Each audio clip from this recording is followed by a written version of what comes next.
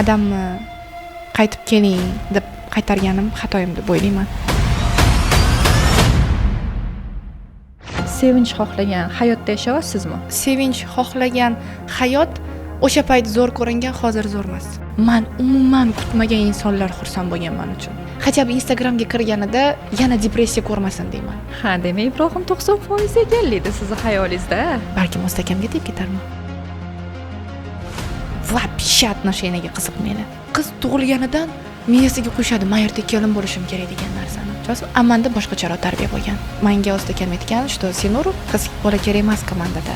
Men ishonganman-da, uni xo'p deganman.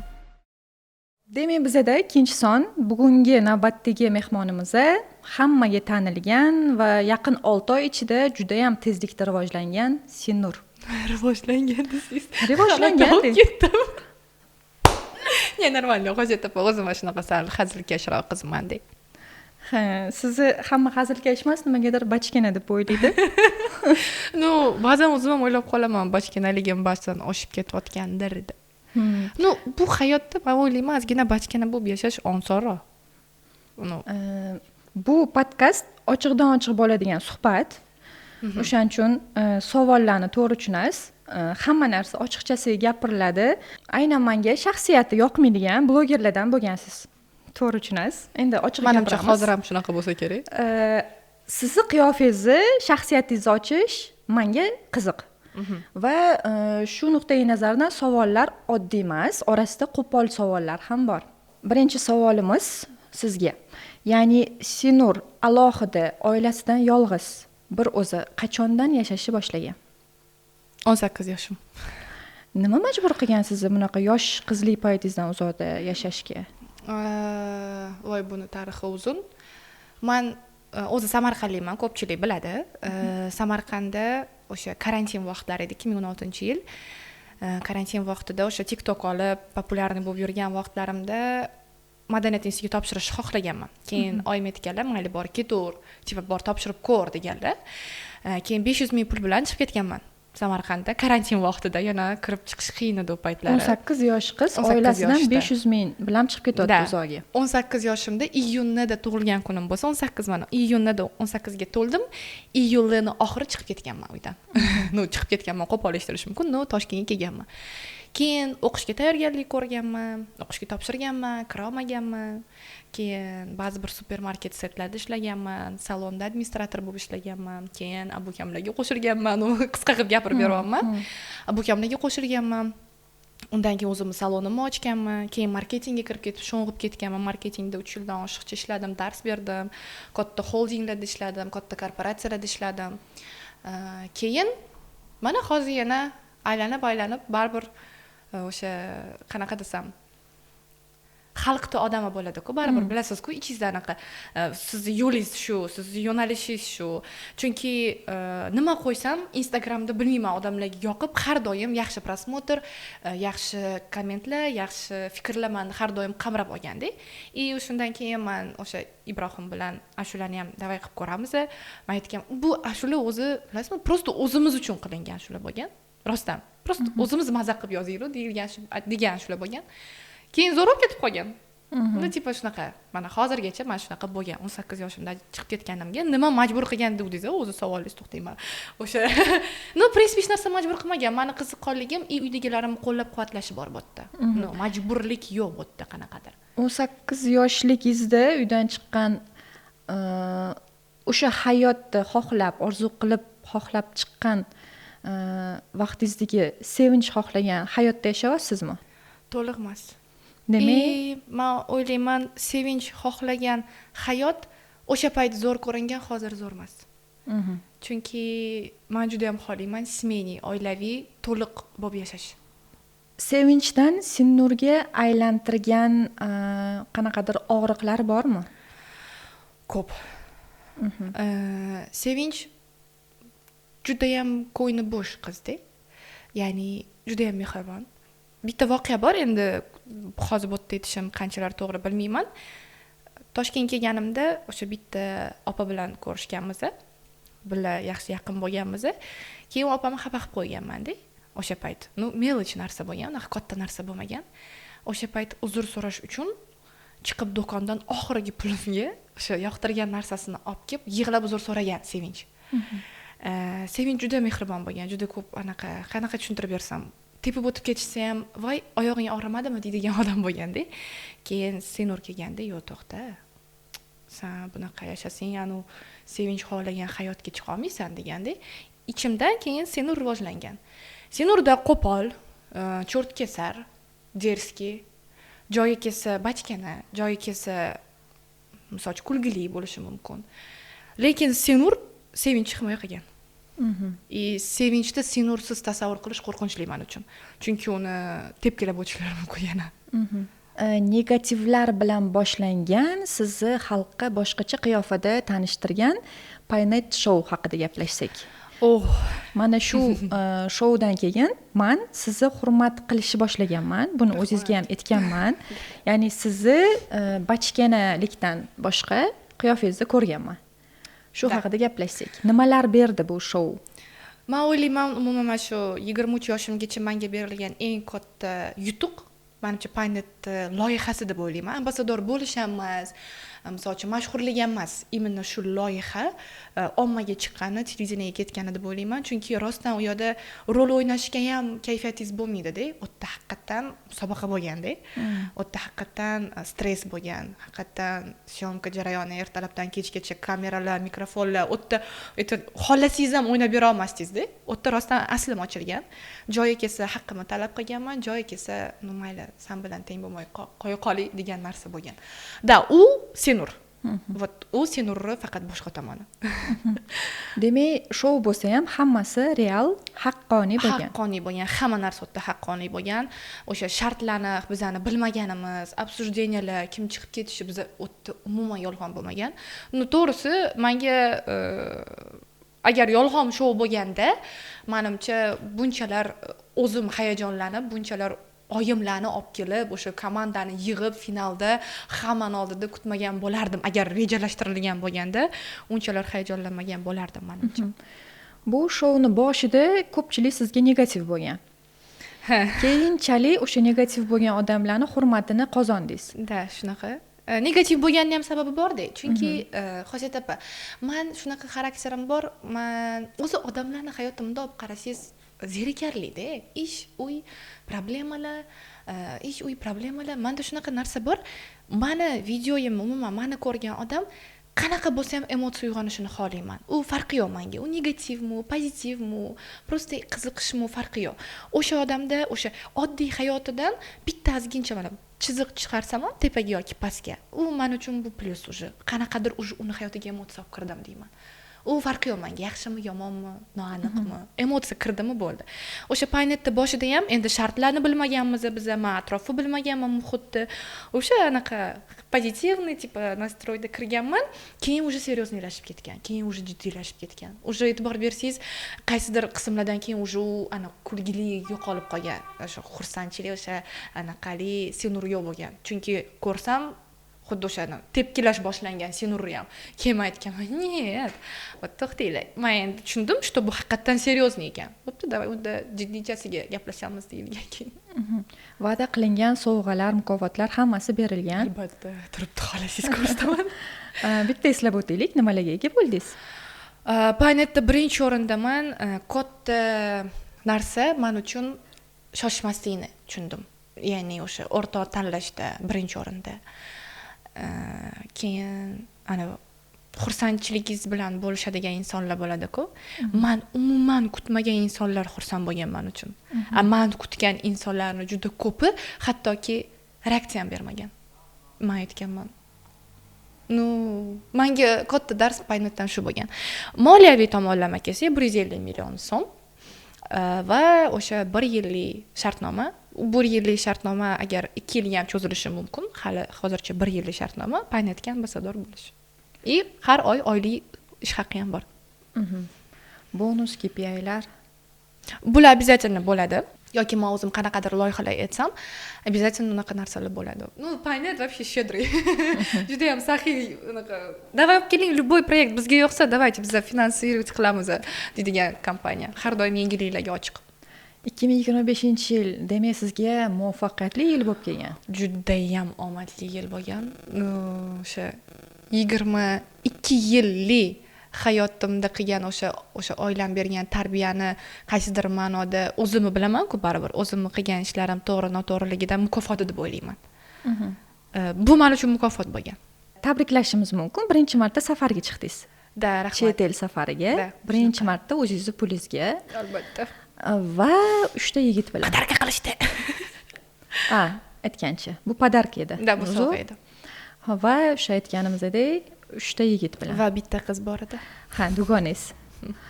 Bu noto'g'ri emasmi? Nima deb o'ylaysiz? Nimasi noto'g'riligini, qarang, bu dunyoda mana bunaqa gaplashib o'tirishimiz ham menimcha noto'g'ri deb o'ylayman. В целом bu gaplashib o'tirishimiz, umuman bunday olib qaraganda, menimcha bu gaplashib o'tirishimiz ham noto'g'ri. Hozir agar men qilayotgan ishim to'g'ri yoki noto'g'riligini o'ylab yashaganimda, balkim men уже давно erga tegib, bola chaqali bo'lib, balkim misol uchun o'tirgan bo'lardim. Men tavakkal qilish yaxshi ko'radigan qizman-da. Men har doim atrofimdagilar meni bilsa bo'ldi degan narsa bor. Anaqa aslimni ko'rsatishga qiziqmayman o'zi. O'zi bu intervyuga chaqirganingizda ham o'ylaganman, kerakmi ekan menga shu narsa deganman. Mayli odamlar shu tanib qovursin meni bachkana deb. Mayli shu, biling, shu kulgili deb tanib qovursin. Menga kerakmi o'zi meni aslimni bilishi? Keyin уже menga mamnaqa qilib, "Voy, Sinor" deydigan odam, Sinor deydigan bo'lib qolmaydimi?" deb o'ylab qolganman. Balki vaqti kelgandir. Shu narsaga aynan. Balkim. Lekin meni ko'p auditoriyam yosh onalar, bilaman buni. Oilalilar meni asosan kuzatishadi. O'sha farzandi borlar asosan. Men har bitta gapirayotgan gapim, qo'yayotgan narsamni o'ylab qo'yaman juda ham. Sizni kuzatuvchilar orasida menimcha turmush qurmaganlar ham bor. Bor. Ko'p qismi lekin yosh oilalilar. Ofis deb ataluvchi qanaqadir xonadonga o'xshaydigan joyda o'tirasizlar asosan? Yo'q, xonadonga umuman o'xshamaydi u. Gapingizda bo'ldim. U prям ofis, chunki u yerda xonadon bo'lish uchun hammom bo'lishi kerak menimcha, oshxona bo'lishi kerak menimcha. Yo'q, demang. U narsalar yo'q bizda. Bizda уборный bor. Ko'pincha garderobniy bor, studiya bor, hol bor, bo'ldi. 3 yoki 4 ta bola, dugona yo'q. Ko'pincha bir o'zingiz yolg'iz.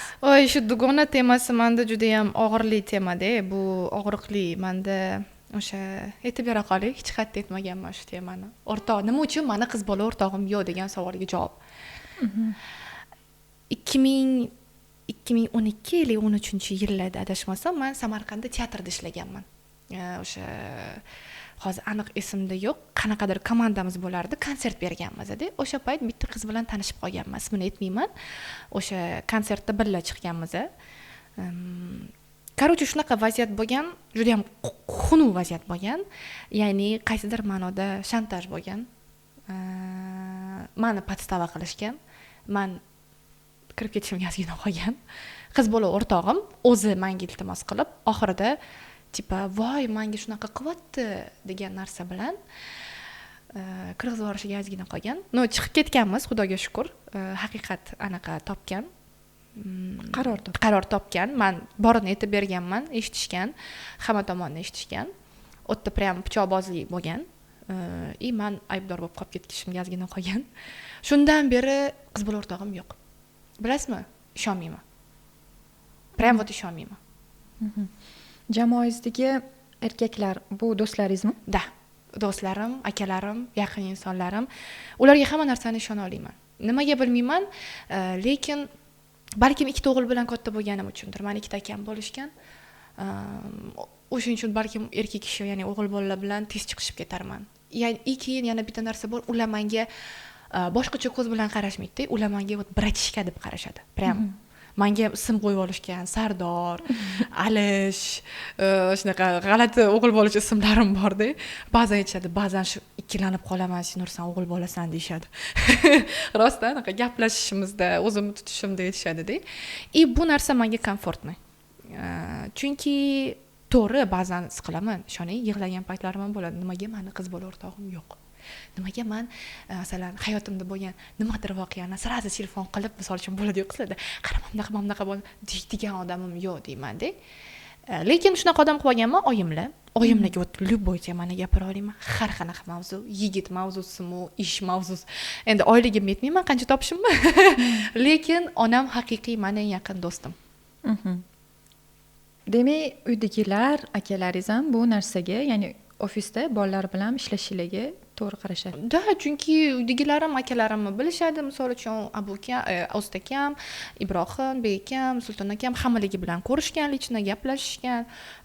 Joyi kelsa men o'zim qiz tanlab beraman. Joyi kelsa ko'chada bironta qiz yoqib qolsa, aka nomerini olib beraymi? Day deyman. Borib qizni nomerini olib kelgan vaqtlarim bo'lgan. Men ularni как bratishkasiman. Ularni ko'zi bilan qarasangiz-da, unaqa agar menimcha g'aratli ko'z bo'lgan deydi, buncha vaqt ishlamagan bo'lardi deb o'ylayman billa. Tinch. Menda ikkita o'g'il bilan katta bo'lganman deyapman-ku. Joyi kelsa meni lissi qilishganda, 4-sinfda men lissi bo'lganman-da. Meni tipa varataga qo'yib qo'yishardi-da, futbol o'ynashar, meni Zidan deyishardi. Akamlar. O'g'il bolalar bilan takoy vibe'da katta bo'lganman-da. Hozir ham komandada o'sha Erkatoy singil, Erkatoy uka bo'lib yuribman-da. Ha, menga bir narsa qiziq. Bunaqa jamoalar soni kamroq. Ya'ni o'g'il bolalar jamoasi va bitta yakkaxon qiz. Xo'p, reklamalar bo'lsa qanaqa bo'lishasizlar? Yana buncha pulga qiziqadilar bular. Yo'q, men emas, auditoriya. Hozir shunaqa savollar ko'proq-da endi. Yo'q, u narsani aytmayman. Bolalar zo'r, bolalar yaxshi. Biz umuman finansoviy nimaga Ostakamdan so'ramadingiz buni? Qiz boladan so'rab olish mumkin deb o'yladingiz. Hech qachon ishoning. Nabarot, erkak kishidan aldab-suldab olsangiz bo'lardi. Men aytmayman. Bizda hammasi ochiq-oydin, самое главное halol, hamma rozi bo'lgan. Hech kimni puliga aralashmaydi, bo'ldi shu. Yana bitta qiziq savol. Siz kelishingizdan oldin Sadoshka deymiz. Sadoshka nomi bilan tanilgan Sadoqat bor edilar. Hozir ham bor. Juda ham kam ko'rinyaptilar. Hozir beremenida o'shaning uchun kam chiqyapti, lekin Sadoqat komandada bor. U bizani zvezdochkamiz-ku. Hozirgi kunda demak Sadoqatda siz o'rnini egallamadingiz. Unaqa yo'q, men hech kim o'rnini hech qachon egallashni xohlamayman. Har doim men o'rnim отдельно bo'lgan, alohida bo'ladi. Bundan keyin ham. Menimcha siz komandaga kirganingizdan keyin sal o'zgarishlar bo'lib ketdi. Bu o'zgarishlar sababchisi sizmi yoki ilhomlangan yigitlar? Albatta men. Desam, qarang, o'sha gapda ayol kishini makri bor, ayol kishi kreativniy bo'ladi. U ilhomlantirish qiz boladan. Har qanday erkak kishini menimcha ilhomlantirish va направлять qilish, davay desa bo'lib ketadigan narsa deb o'ylayman. Mana misol uchun oddiy Ibrohim oldin bir oyda bitta yoki ikkita ashula yozsa, hozir haftasiga 3 ta yozyapti. Machiki mestroma, давай, ты сможешь, да, Ibrohim qila olasan, voy sen bizib tashlaysan, menga ishon. Zo'r. Kasal bo'lishiga ham qo'ymayman bejaralarni. Unda 3 kunlik depressiyada ularning holati nima bo'lgan ekan? Ular ham depressiyada eng qizig'i. Hech kim ofisga kelmagan deyarli. Hamma depressiyada, hamma o'zini ishi bilan. Men ertalab misol uchun ofisga borib hammasini yig'sam, ishlab ketamiz. Bo'ldi, men agar gapirmasam, bo'ldi, yurishaveradi. O'sha aytayotganimda, baribir qiz bola qaysidir ma'noda menimcha boshqarib turadi. Lekin bizning komandada eng mehnatkash Osta akam. Ko'proq o'ylaydilar.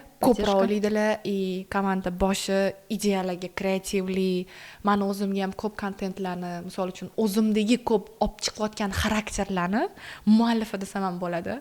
O'sha anaqa ko'pchilik biladi, meni jentra olganda Ibrohim seni aylantirib kelaman. Voy, nima do'stam, men seni o'zim mashinangga o'tirib olaman-da endi. Deb keyingisida wow, zo'r ekan. Men shu obrazlarimni muallifi Osta akam, davay mashinaqa qil, men eplab ketganman prosta. Men Osta akamga aytaman, что siz faqat menga aytganmisiz yo hammagami deganimda, yo'q, men hammaga aytaman. Kimdir eplaydi, kimdir eplamaydi. Sen eplayapsan, sen olib ketyapsan, молодец deganlar. Tasavvur qilamiz, kattaroq jamoadan taklif tushdi, erkaklar jamoasidan. Hech o'ylamaysiz. Bu jamoadan xayolimga ham kelmaydi ishoning. Chunki men uchun komandada hamma bor. Bachkanali, juda ham bachkanaliga Sulton akam bor, kechiring aka, Sulton akam borlar. Ashula, qariroq misol uchun anaqa obrazlarni, har xil ovozlarni qilib berishga bekam. Osta akam вообще rejissyorlik, misol uchun menga o'sha kadrlarni, svetlarni, ssenariyni yordam, dialoglarni tuzishga yordam beradilar. Ibrohim takoy anaqa uni dunyosi boshqacha-da. Просто tekis yo'lda tosh qo'yaylik deydigan bo'ladi. Misol uchun biz ssenariyni to'g'rilasak, Ibrohim anaqa ukrasheniyalarni anaqa uzuvcha tip anaqa bijuteriyalarni qilib chiqadigan bola. Muzikaga zo'r. Men o'sha ilhomlantiraman asosan desam, o'sha rollarda o'sha maksimum harakat qilaman yoritib berishga. Bo'ldi shu. Bu jamoada adashmasam, aynan bu jamoada demaylik, Ozod Mannopov jamoasi deydigan bo'lsak, siz avval ham bo'lgansiz, bir necha yillar avval. Da. Nima bo'lgan? Nimaga orada shuncha uzilish, yana paydo bo'lish? Nimadir voqea bormi? Qanaqadir sabab? Meni o'zi Ozodga kechiring, to'g'risini aytaman. Ozodga meni komandadan ketishimni xohlaganlar. Ya'ni o'sha abukam chiqib ketganlaridan keyin komandada o'sha yo'nalishlarini o'zgartirdilar Abdurahmon akam. Keyin menga Ozodga aytgan, что Senur sadoqat kelmaydi endi. Bo'ldi, qiz bola kerak emas komandada. Sadoqatga ham aytaman, kelishini kamaytiradi deganlar. Men ishonganman-da. Uni xo'p deganman. Keyin vaqt o'tibdi, qarayapman, Sadoqat bilan ishlashyapti. Keyin men aytganman, "No, mayli, seni ras xohlamadi, no, tipa haydadi, tipa chiroyli, hurmating bilan haydadi, ketding. No, mayli, nasib emas ekan" deb ketganman shunda. Keyin havas qilib yurganman, har doim havas qilib, oxirida ham o'sha telefon qilib, syomkalarga chaqirdilar. Ozodga bir ikki marta meni vaqtim to'g'ri kelmadi. Oxirida aytdim, Ozodga dedim, "Ishlasang, normal ishlaylik. Что men siz menga spontanno telefon qilasiz deb, bugun vaqting bormi? Hozir deyapsiz. Men unaqa vaqt bo'lmaydi. Agar ozgina kelishib ishlasak, vaqt bo'ladi" deganimda, ofisga qani deganlar. O'sha bir ofisga borganim bilan ushladim, kurchok. Shundan beri o'zi anaqa ofitsialniy komandamizga qaytding, tabriklaymiz degan narsa bo'lmagan. O'sha aytamaman, uni o'zim ushlab olganman-da. Ular hech narsa demagan. Birinchi qadammi? Birinchi qadam men aytganman, "Nu ishlasang, normal ishlaylik" deganman. "Nu komand kelib ko'rchi" deganlar shunda ham. "Kelishlaymiz" demaganlar. "Kelib ko'rchi" deganlar. O'sha aytganimdek, qiz bolaga ko'p narsa bog'liqda. Borganimdan keyin shunda o'shaganman. "Ne" deganman. "Endi bo'lmaydi bu narsa" deganman. O'sha moment sraz Ibrohimga "Davay yana ashula qilaylik" deb ashula qilganmiz. Pikmi qizani. Ana bor. Uzr. O'shalar keyin million prosmotrlar, почти 10 million prosmotr bo'lgan. O'sha uzr birinchi qismi. Shundan keyin ushlab olganman komandani hozirgacha mana. Podkast orqali menimcha ko'pchilik bildi bu voqea qanaqa bo'lganini, hech o'zlarini yuzlariga solib solganman bir marta. Solganman, menimcha tanamagandilar. Menimcha tanamadilar. Yo, sen meni xafa qilgansan dedilar. Nimaga xafa qilganimni to'liq hozir eslolmayapman, kechiring. Lekin sen meni o'shanda xafa qilgansan degandilar. Senur bu jamoa bilan yana necha yil birgalikda million prosmotrga ega deylik, bachkana videolar chiqaradi. Endi bitta narsa bor. Ozod akam uylansalar, agar ayollari xohlamasa, rashk qilaversalar, men o'sha moment ketishim mumkin. Yoki men erga tegganimdan keyin meni xo'jayinimlarga bu narsa yoqmasa, men ketishim mumkin. Вообще-то bilasizmi, to'g'risini aytsam, пока что я не хочу. Пока hammasini uylantirib keyin oxirida o'zim erga tegishni xohlayman. Shunda tipa hamma ajraladi-da bittada, tushunasizmi? Agar hozir men erga tegib ketib qolsam, bularga yana misol uchun qiz kerak deb deydigan narsa bor miyamda-da, yana boshqa qiz olishi kerak, qidirishi kerak degan narsa bo'ladi miyamda. Chunki Sadoqat babu hozir beraymi, yana ikkita tug'gan, ikkita bolasi bor, uni o'zini oilasi bor, baribir mas'uliyati bor. Men o'ylayman, baribir katta protsent bilan men erga tegganimdan keyin vayn sohasidan chiqib ketaman. Demak, siz o'zingiz o'rningizni hozircha hech kimga bermoqchi emassiz. Yo'q. Men o'zi yaxshi yashayapman-da. Shunaqa-da, hozir o'rnim zo'r turibdi. Xo'p, keyin yana bitta qiziq mavzu bor. Sizni kommentariyada qiziq mavzular ko'p ekan-a? Zerikmayapsizlarmi? Xo'p, kommentariyada o'qib qoldim. Shahlo bilan sizni bloger Shahlo ko'pchilik taniydi, opa-singil deb o'ylashar ekan. Shahlo Alijanova. Ha, yaqingacha juda ham ko'p videolar chiqargan edinglar. Endi men asli kuzatmayman, to'g'risini aytaman, rostdan kuzatmayman. Savollarni tuzayotganimda ko'rib chiqdim. Avvalgi arxivlarni, boshqalarni. Shu holatda hozir deyarli umuman birga emassizlar. Qanaqadir yana o'sha oradan deylik, olami shu o'tganmi yoki o'sha qanaqa? Bitta deb aytay. Shahlo opam zo'r qiz, zo'r o'rtoq, zo'r opa.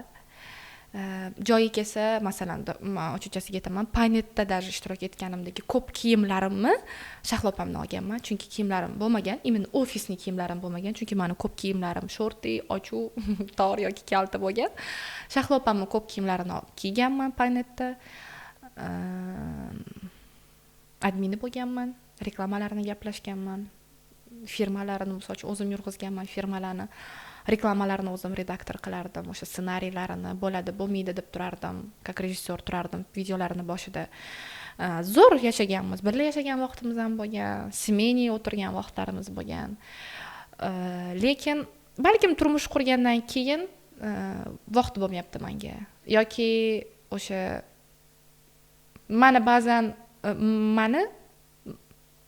man oddiy deb o'ylab qilganini balkim qaysidir ish uni ko'ngliga juda ham og'ir teggandir bilmayman bitta gap aytaymi o'sha gapda man sizga aytgan boshidagi esingizdami videoni boshida aytdim-ku suhbatimizni oxirgi pulimga olib kelib yig'lab uzr so'raganman deb u qiz yo'qda уже demak video boshidagi opa inson Shahlo man уже unaqa emasmanda man уже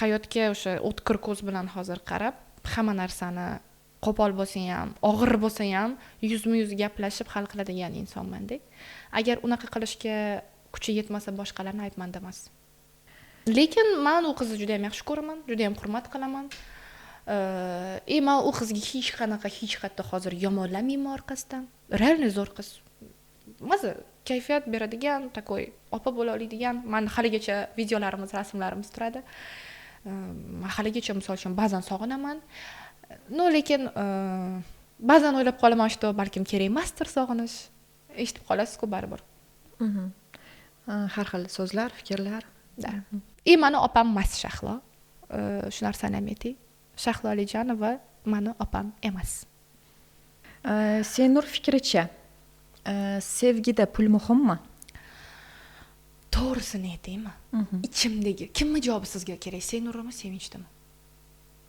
Sevinchni pul muhim emas Senurni pul muhim Xo'p, savol bor mana shu javoblarga yaxshi inson hamma maqtadi kuzatdinglar yaxshi sinovdan o'tdi lekin sizdan kam pul topadi mani qo'rqitmaydi bu narsa bu balkim aqlli gapdek ko'rinishi mumkin-da hozir odamlarga yasab olgandek lekin yo'q menga rostdan u rol o'ynamaydi menga insoniylik xususiyatlar ustunroq turadi-da siz ham xohlamaysizmi qanaqadir sovg'alar iPhone'lar mashinalar mashinam bor iPhone'im bor sovg'a menimcha eng zo'r sovg'a bu his tuyg'u deb o'ylayman ya'ni emotsiyalar o'sha yaxshi yomon kutilgan kutilmagan har qanaqa emotsiya men uchun zo'r sovg'a materialniy тоже kerak hozir misol uchun aytishim mumkin materialniy qanaqa bo'ladimi materialniy pul bu komfort men uchun komfort bu nima o'sha komfort ostakam aytganlarida men aytdim vau chotki gapiribdilar degandim ostakam aytganlar что komfort orqasida nima turibdi o'sha oilasini xursandchiligi misol uchun narsa sovg'a qilganda uni xursandchiligini ko'rishda pulni man baxt olib kelmaydi deya olmayman olib keladi baxt bu narsani balans ushlashi ba'zan adashtirib qo'yyapti-da mana shu Instagramdagi yolg'on hayot deb juda ko'p ayol qizlarimiz shoshib qo'yyapti-da shu Instagramdagi yolg'on hayotni kelib chiqishiga o'zingizni qanaqadir aybdor his qilmaysizmi siz ham o'shalardan biri emasmisiz yo'q man bitta joyda aldashim mumkin o'zimni kayfiyatimda misol uchun hozir ham intervyuga kelishdan oldin 3 kunlik depressiyadan chiqdim ishonmaysiz 3 kun uydan chiqqanim yo'q yeydigan narsamni ham bilmayman nima yedim nima yemadim 3 kunlik depressiyadan chiqib kelman hozir oldingizga lekin bu narsani men Instagramga qo'ymadim men serial qo'yyapman hozir ya'ni man ba'zan o'sha gapda odamlarning o'zi hayotda itak drama и zerikarli ish uyda хотя бы Instagramga kirganida yana depressiya ko'rmasin deyman mendagi depressiyani u ham his qilmasin u ham kirib qolmasin deyman keyin ba'zan motivatsiya beradigan storieslar qo'yib qolamanda anaqa ko'rgan bo'lsangiz yaqinda ham qo'ydim bitta stories motivatsion o'shanga bilasizmi kamida 2000 ta javob keldi-da 2 mingta javobda men o'qib yig'ladim. Shunaqa odamlar yozgan, Sinur opa, men oqqon kasalman deyapti. 12 yoshman deyapti. Man har doim yig'lirdim deyapti. Nimaga menga bu dard berilgan? Hozir sizni storiesingizni eshitdim-da, men bildim. Menga mukofoti bor ekan, balki menga jannat mukofot qilingandir degan. Bunaqa emas bitta emas-da. Ikkita uchta emas, minglab kelganda, men bu narsani o'qidim deb aytdim, da, tipa Sevinch, seni depressiyaga kirganing yoki muammolaringni aytma. O'zitak odamlarda yetarli. Nabrot ularga san ko'proq kayfiyat, ko'proq o'sha motivatsiya kerak bo'lsa, endi bu motivatsiya so'zi hozir qo'pol bo'lib ketgan, lekin o'sha motivatsiya berib, ularni qanaqadir o'sha qiziqish uyg'otish kerak. Chunki baribir, misol uchun, men o'zim yaxshi ko'rgan inson qanaqadir stories qo'ysa, men uni eshitaman-da. Xuddi men o'ylayman, meni ham yaxshi ko'radiganlar meni eshitadi shunaqa. Ularga haqiqatan qiziq. Yosh oilalarni Instagramga qarab, deylik, sovg'alar berilyapti, mashinalar, nimadirlar, ajrimlar ko'payib ketyapti.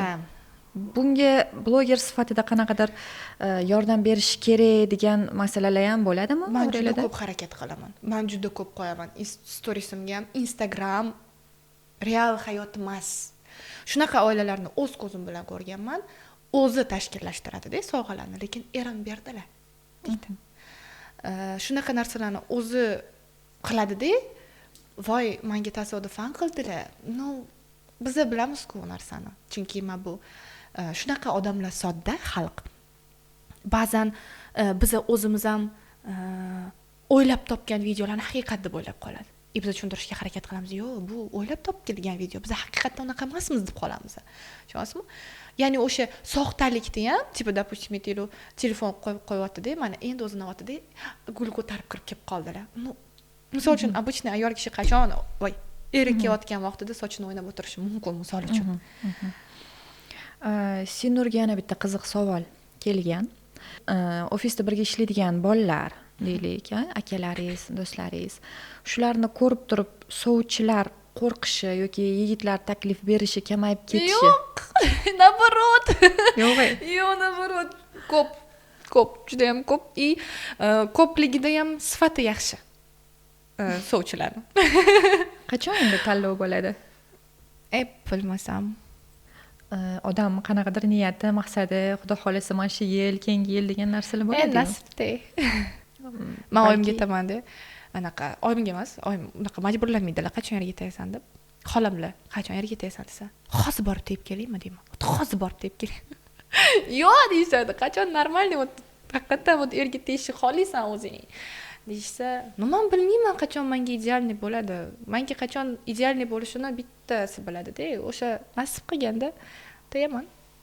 Bitta ermi desam. Yoki oila qurish qo'rqitadimi sizni? Yo'q. Nimagadir menda shunaqa ishonch kuchli. Ertaga men oilamni eplab keta olaman deb o'ylayman. Anaqa o'zbekcha xislatlar deydi-ku. Menda yaxshi rivojlangan u ayollik o'zbekcha hislatlari. Keyin yana menda bitta narsa bor. Meni ishim marketing bo'lganda, har qanaqa klientni tilini topish, ya'ni men o'ylayman ertaga har qanaqa qaynonani, qaynsingil, qaynopa, qaynoka, hammani qaynota tilini topish menga qiyin bo'lmaydi deb o'ylayman. Sinur xohlagan turmush o'rtoq obrazi qanaqa? Hech qanaqa. Umuman o'ylab ko'rmagansiz? Yo'q. Menga bilasizmi, o'zim men realistman-da. Mana idealimni yaratib yura olmayman. Oldin bor edi. Oldin aytib o'tirardim. Endi odam soatiga katta bo'ladi-da. Misol uchun hozir sizga bitta narsani gapirib chiqqandan keyin bekor gapirdim deyishim mumkin, tushunib qolib.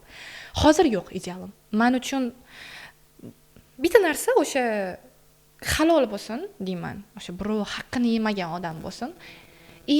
Birinchi o'rinda men farzandlarimga ada tanlayman. O'zimga erdan ko'ra. Agar farzandlarimga yaxshi ota bo'lsa, menimcha zo'r bo'ladi. Hozirgi kunda turmush o'rtoq obrazini yarata olmaganingiz bu qanaqadir omadsiz sevgi bo'lganmi? Avvalroq shu bilan bog'liqmi? Demak, shu sabab. Yo'q, uni sabab qilib olmayman. Buni o'zim tushunib qolganman. Ya'ni menda bo'lgan omadsiz. O'sha aytayotganimda o'zim o'zgartirganman keyin. Chunki meni idealimligini so'rasam, bergan. Yo'q. menga kerak bo'lmagan inson bo'lgan ekan. Meni idealimdagi inson menga kerak emas. O'shaning uchun hozir voобще o'ylamayman, keladi, tepib ketaman deyman. Lekin bo'yi uzun bo'lish kerak desam. Buni odamlar zametkaga olib qo'yish kerak demak. Ну, это тоже не решает ничего. Bo'yi uzunligi, pastligi тоже ничего не решает. Xo'p, Senur qachon katta bo'lishni boshladi? Va 12 yoshda katta bo'lgan Senur. Qanaqadir sabab, vaziyat, voqelik? Uydagilarim birinma ketin где-то 4 oymi, 6 oy ichida chetga chiqib ketishgan. Bitta o'zim qolib ketganman. Amakimlarnikida. Oson bo'lmagan. Ну, rozi bo'lishsin, конечно, misol uchun endi rahmat deyman. O'sha payt qarashganini o'ziga, uylaridan joy berishganiga, lekin men buni hech qaysi intervyuda aytmaganman, oson bo'lmagan. Senur hayotdan zarba olganmi? Yoki odamlardan kalta yeganmi? Kalta yemaganman. Hech qachon. Eslolmayman kalta yeganimni. Lekin hayotdan zarba aytdim-ku sizga 22 yil olganman. 23-yilning oxirgi chorakida faqat mukofotini ko'rdim. Oxirigacha shunaqa bo'lsin. Ilohim. O'zingizni auditoriyasidan faxrlanasizmi? Hozir kuniga ko'payyapti. Albatta. Meni har bitta kuzatayotgan inson men uchun juda ham qadrli, o'rni bor hayotimda. Menga muhim uni fikri. Bilmayman, men negativ o'qimayman o'zim akkauntimda. Men rostdan mana yuragiga tegadigan negativ bo'ladi, bilasizmi? Masalan, prям o'tqizib yuboradigan negativ. Men bunaqa negativ ko'rmaganman. Negativ bo'lsa ham u po faktu negativ bo'ladi. Misol uchun, Senur mana bu kiyimingiz yarashmabdi. Senur mana bu misol uchun mana bitta bunaqaroq qilsangiz yaxshi bo'lardi. Senur nimaga mana bitta o'zingizga qaramay chiqdingiz? Tushunasizmi? Meni urishib, meni yaxshi ko'rishganidan siz chiroyli bo'lib yurishingiz kerak degan ma'noda gapirishadi. Agar endi bunaqa negativlarga kelsa, yana maymunga o'xshaysan, yuzing qovunga o'xshaydi degan kommentlarni o'qisam, meni kulgim keladi faqat. Chunki rassom bittada hammada внешностimni gapirib kulgan insonni men eshitmayman ham. Men uchun u inson yo'q. Prosta yo'q. Havo prosta keldi, ketdi. Qiz bola ham shunaqa bo'ladimi? Qanaqa odam bu? Tegmaydi bu gaplar ham. Chunki qiz bola qayerda yozib qo'yilgan standart mana bunaqa bo'lish. Misol uchun konkretno qizlar bola mana shunaqa bo'lish kerak, mana shunda kulish kerak, mana shunda kulish kerak emas degan ensiklopediya deydimi, nima deydi? Ensiklopediya deydimi? Bormi shunaqa kitob? Men o'qimaganman. Agar mabodo bo'lsa, bolalik qilib hozir gapiryapman. Agar yo'q bo'lsa, значит, men haqman. Hozirgi mashhurlik bu mehnatmi yoki omad? 22 yil dedingiz. 22 yilda sanab o'tgan mehnatlaringiz ko'p-da. Lekin mana shu oxirgi 5-6 oyda bittada qanaqadir o'sish bo'ldi. Bilasizmi nimaga bo'ldi? U o'sish xohlaganim uchun bo'ldi. Va aytdim sizga, semeniy ayolman, qizman dedim-ku, tipa, men semeniy qizman-da, o'sha o'zbekcha instinktlar rivojlangan dedim-ku. Men oilani har doim birinchi o'ringa qo'yganman. Men har doim erga tegib, baxtli yashab, tinch, spokойный, oddiy hayotni xohlaganman-da. O'xshamagan. No, nima deysiz? Keyin men aytganman, to'xta, raz bunda omadim kelmayaptimi? Demak, to'xta, уже bo'ldi, sabiriz deganman o'zim. Bo'ldi, o'zingni yig'ishtirgin. Demak, saniki emas bu balkim hayot. Balkim sen hozir erga tegishing kerak emasdir. Balkim hozir oila senga kerak emasdir. Deganman-da. Bo'ldi, ko'p o'tmagan undan keyin. 2 oy, maksimum 3 oy o'tdi, уже 2 oy emas, 1 oy o'tdi. Shu gapimdan keyin 1 oy o'tdi, уже mana shular uti-puti SNGga o'tib borgan aktiva. Libochik bilan qilganimiz. Hozirgi Senur baxtlimi? Albatta, oldingi ham baxtli bo'lgan. Men har doim baxtli bo'lganman. Ba'zan ko'ra olganman, ba'zan ko'ra olmaganman. Xatoyim shunda. Baxtli ayol obrazi o'zi qanaqa bo'ladi sizningcha? Buni tushuntirib beraman. Hozir buni endi qanaqa tushunishadi bilmadim. Men uchun mana bu ayol kishi desak, mana bu erkak kishi. Mana shu baxtli men uchun. Oila, baxtli ayol. Ya'ni buni o'zini hayoti bor, o'zini qiziqishlari bor, o'zini umuman atrofi bor-da. Bu erkakning ham o'zini qiziqishi bor, o'zini atrofi bor, lekin qaysidir vaqt ular faqat birga bo'ladi. Ya'ni o'sha bir bilan birlashib ketmaydi hayot. menga yoqmaydi. Masalan 24/7 men birga bo'lishib yurishim, ana qizlarga yoqadi-ku, o'zi misol uchun ko'p qizlarni misol uchun eshitganman, yoqadi birga aylanib yurishi, ko'chalarda chiqishi ana. Yo'q, menga yoqmaydi. Meni o'zimning hayotim bo'lsin, uni o'zining hayoti bo'lsin. Masalan, u ertalab ishda, men ertalab ishda, va kechki payt misol uchun sog'inch bilan gaplashish, o'sha ruhan, shunaqa narsa xohlayman. Meni idealimdagi shunaqa. Ya'ni o'zini hayoti bor, o'zini qiziqishlari, ishlari bor ayol, lekin bu bilan oilasini ham unutib qo'ymaydi. Baxtli ayol bo'lishi uchun ham moddiy, ham o'sha moddiy deganda pul yotadi, ma'naviy deganda mehr, muhabbat yotadi. Shu balans bo'lishi shartmi? Обязательно. Men uchun ha. Chunki men xohlayman ertaga endi farzandli bo'lganingizdan keyin pampers, kasha deysiz, misol uchun men ko'rganman o'zim ham hayotda qanchalar muammo bo'ladi ba'zan shu narsa. Shunaqa moment men xohlayman har doim ham erimdan so'ravermaslikni. Chunki bilmadim, men shunaqa o'ylayman. Erim misol uchun uy qilsin, mashina qilsin, sayohatga olib chiqsin bizani, lutchi qimmatroq sovg'alar misol uchun, yoki umuman bizani boqsin. Misol uchun grup o'qib etsak, yoki o'zini aka-ukalari misol uchun bo'lsa yordam bersin. Chunki men o'zim ham yordam beraman. Meni o'zimning mablag'im, meni o'zimning uydagilarimga misol uchun ketishi, o'zimning farzandimga o'zimga ishlataman, lekin ro'zg'orga ishlatmayman. Xo'p, hozirgi kunda Sinur o'ziga necha pul sarflaydi oyiga? Aytmayli o'sha pul temasi. Umuman to'xtamasa ham roziman-da. Chunki ko'z tegishdan qo'rqasizmi? Yo'q, ko'z tegish emas. Bilasizmi, menda shunaqa vaziyatlar bo'lganda, men 3 oy depressiyada yotganimda hech narsa qila olmasdan, men ko'p depressiyada yotganman o'zi. Depressiyada yotganimda men ko'rardim-da Instagramda qizlar oyiga 2000, 3000 topaman, o'zimning mashinamni oldim deb chiqqan vaqtida men o'zim juda ham ayblaganman. Sen nima qilyapsan? Sen o'sha nechiga kiryapsan? Sendan kichkina qizlar shuncha topyapti. Sendan kichkina bolalar shuncha narsa qilib tashyapti. Uy olyapti. Oyisiga mashina beryapti. Sen nima qilyapsan deganman-da. O'shanda o'zim aytganman. Men ertaga qancha pul topishimni aytmayman hech qayerda deganman. Yomon topmayman, lekin uni qanchaligini aytgim kelmaydi. Harakat qilsa topiladigan pul bo'ldi. Savolni boshqacharoq beraman. Turmush o'rtog'ingiz oyiga necha pul topishi kerak? Вообще qiziqmas ishoning. Lekin bilasizmi, nimagadir men atrofimdagi o'sha nomzodlar deylik, endi qo'pol bo'lmasa kerak, xafa bo'lmaysizlar. Nomzodlarni ko'p aytadi, что men ko'p ishlab pul topishim kerak. Men aytaman, nimaga? Tipa, seni обеспечить qilish uchun men ko'proq ishlashim kerak. Men och deb o'ylaysizmi? Men merkantilni deb o'ylaysizmi deyman. Aytadi, yo'q. Sen unaqa deb o'ylamayman. Prosta men seni ko'rvanman hozir qanaqa yashayotganingni. Bundan ham komfort yashashingni xohlayman.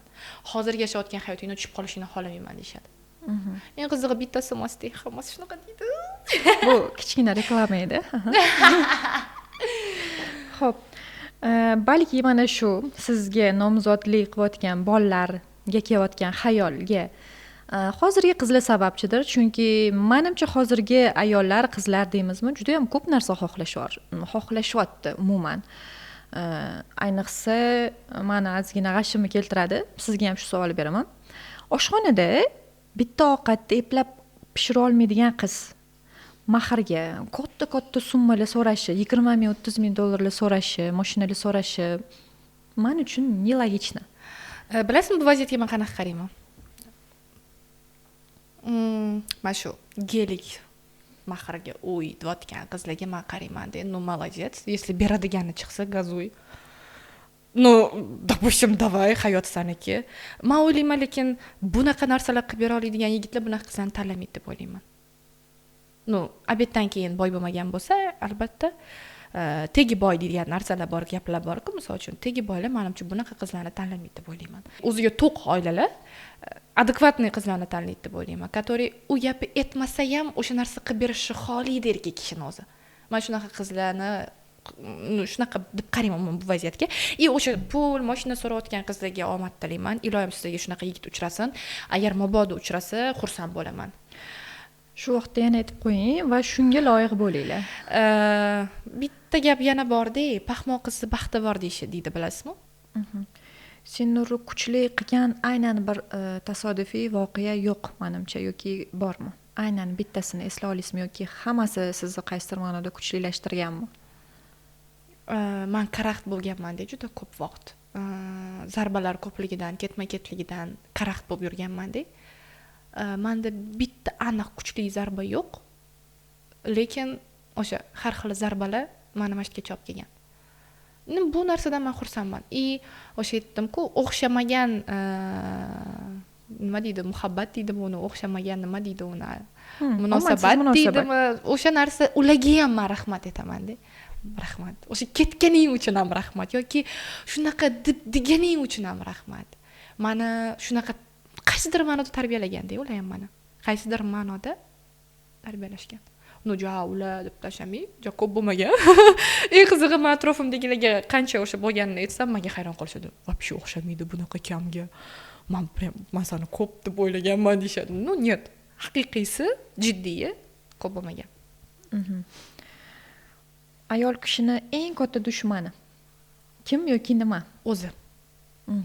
Ayol kishini o'ziga eng katta dushman. Chunki ayol kishi emotsionalnida, juda ham hissiyotga berilib ketadi-da ba'zan. Hissiyotga berilgan vaqtda bilasiz, aql o'chadi-da. Har xil qarorlar qabul qilib qo'yadi o'sha payt. O'sha ayol kishining eng katta dushmani o'zi deb o'ylayman. Masalan, oddiy sizga soddaroq tushuntirish uchun, auditoriyaga ham tushunarli bo'lish uchun erga teggandan keyin erini o'rtoqlariga, masalan, eri bilan urushib qoldi-da, o'rtoqlariga yomonlaydi. O'rtoqlariga yomonlagandan keyin eri bilan bab yarashib ketadi-da, lekin o'sha o'rtoqlarining ko'ziga yomon ko'rinib qoladi. Bu yerda aytishadi hamma o'rtoqlari aybdor. Yo'q, kim aytdi bu gapni? Ayol o'zi aytdi-yu. O'sha emotsiyasini boshqara olmadi, o'zini usha olmadi, o'ziga o'zi ayta olmadi. Qo'y, hozir ertaga erim bilan yaxshi bo'lib ketaman, lekin o'rtoqlarimga prosta o'zimni yonimdagi insonni yomonlaganim qoladi deb o'ylab ko'rmaydi. O'shuning uchun men o'ylayman, ayol kishining eng katta dushmani bu o'zi. Stresslar, depressiyalarga ko'p uchrayman deysiz. Bunaqa paytlarda hamma narsani tashab umuman tark etgisi keladimi, deylik, mediani? Yo'q. Bu narsa bo'lmagan. Menda bilasizmi, stress qanaqa bo'lgan? Endi qanaqa botdi? Oxirgi 3 yil deydi, undan oldin bunaqa bo'lmagan. Oxirgi 3 yil menda shunaqa bo'lgan stress, men oyoqda o'tkazib yuborganman stress depressiyalarni. Chunki men bir kun yo'qotishim men uchun juda qimmatga tushardi. Rostdan, material jihatdan qimmatga tushardi. Men bir kun uyda o'tirib darsga bormasam yoki dars berganman, darsga bormasam, ishga bormasam, bo'ldi, men uchun o'sha kunligimdan 10 kun minus bo'lardi. O'sha yeyishim, kvartiram, kiyinishim minus bo'lardi. O'shuning uchun menga mumkin bo'lmagan, prosta maza qilib uyda yotib dam oldim. Hozir mana 3 kun yotdim, chunki strafovkam bor, qaysidir ma'noda. Endi mana uyda yotib depressiya, stressga kiryapman. Javobingizdan bitta narsani esladim.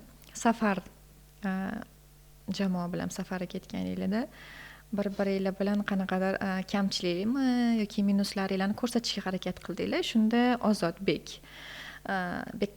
Vines deymizmi? O'shalar sizlarni xonangizga bostirib kirishdi. Bu uyushtirilganmidi yoki rostdan haqiqiy juda ham bardak edi? Qari, endi sizga savol. Siz dam olishga borgansiz yoki? Yo'q, men unaqa turmayman. Men sразу javob beray. Bu nima ahvol deganman o'shanda ko'rib. Endi qari, men dam olishga borgan odamman. Maylimi men dam olsam, maylimi men tiq qilib o'sha yerda ham yig'ishtirib anaqa qilib yurmayman. O'tga misol uchun menga sovg'a bo'lgani bilan o'tga ustozim pul to'lab qo'ygan. Meni bemalol dam olishim uchun, men o'sha yerda ish qilmasligim uchun, ovqat pishirmasligim uchun to'lab qo'ygan pullarini nimaga men yana tiqillab ish qilib yurishim kerak? Нет, men dam olishim kerak, men o'zimga позволять qilganman. Всё, seni dam ol deganman. Demak, siz uchun bardak bo'lish normalniy holat.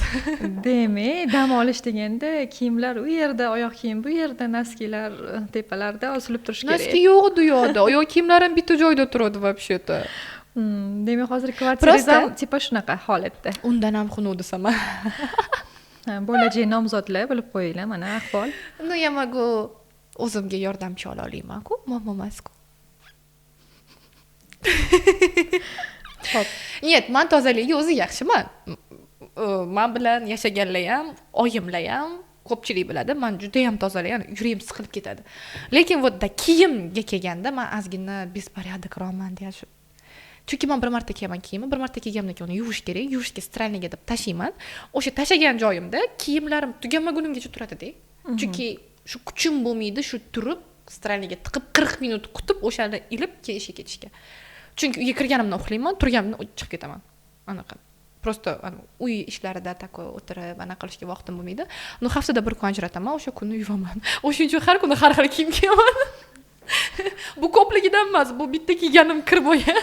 Uni kiya olmayman yuvmagunimgacha. Tushunarli. Mana hozir sizlar ashula aytishni boshladinglar. 5-6 oy bo'ldi va auditoriya uni yaxshi qabul qilyapti. Soddaligidanmi, bilmayman, oddiyligidanmi? Hech maqsad bormi? Negativ hidi ketdi ko'rdinglar. Hech maqsadinglar bormi? Mana shundan foydalanib qanaqadir ta'limiy nimadirlar, ya'ni foydali nimadir mavzularda ashula aytish. Ertalab keladi, nimadir yeydi, o'qiydi, shug'ullanishadi, mashg'ulotlar qilish, o'rtada o'ynaydi, keyin yana uxlaydi, yana ovqat yeydi. Misol uchun, ko'rasiz, o'ynaydi degan joyi bor-da, tushunasizmi? Hech qachon odam bir xil tekisda yasha olmaydi. Qaysidir joyda hazil-huzul qiladi, qaysidir joyda chalg'ishni xohlaydi, o'ynashni xohlaydi. Вот mani kontentlarim o'sha momentga to'g'ri kelsin, muammo bo'lmaydi. Qachon odam jiddiy turib dunyo o'zgarib ketyapti, dunyo вообще teskari bordi degan vaqt chiqib qolsa, конечно, unga yoqmaydi. Mana, ko'rdinglarmi deydi. Qachon uni kayfiyati yaxshi bo'lsa, unda hammasi настроение yaxshi bo'lsa, u videoni ko'rsa yana ham ko'tariladi. Masalan, reklama, jiddiyroq mavzudagi reklamaga musiqa so'rashsa, unga ham demak tayyorsizlar. Endi yana bitta tomoni bor. Men o'zi juda ham reklama tanlaydigan qizman. E'tibor bersangiz, storieslarim reklama to'lib ketmaydi. Bo'lmasa har kuni yozishadi.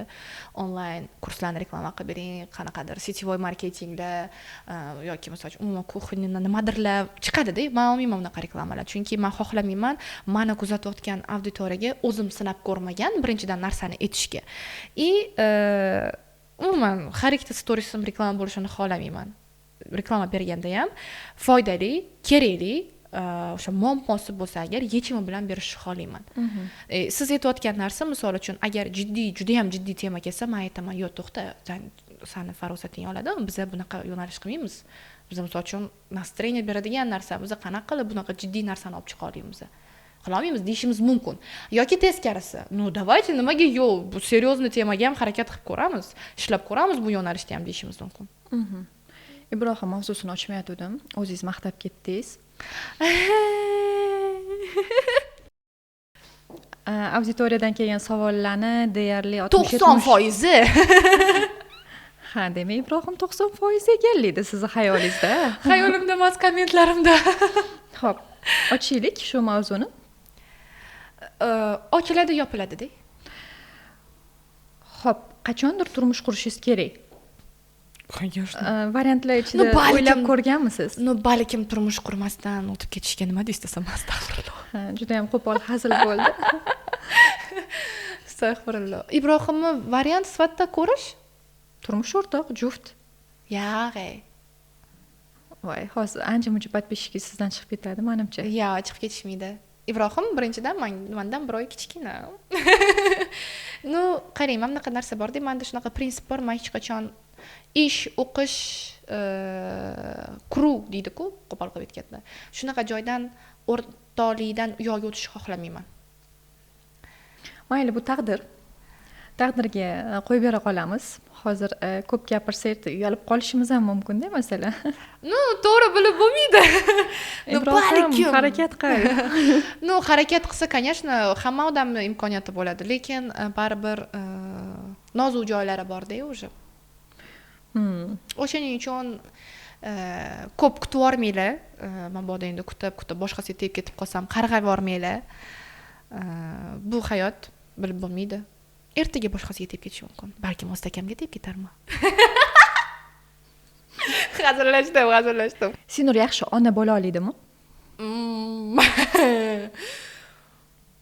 Sinur yaxshi tarbiya qila oladimi farzandlarini? Da, yaxshi tarbiya qila oladi, lekin yaxshi ona bo'lishiga va'da bermayman. Chunki men qattiq qo'lman juda ham. Jiyanlarimdan bilaman. Men juda ham qattiq qo'lman.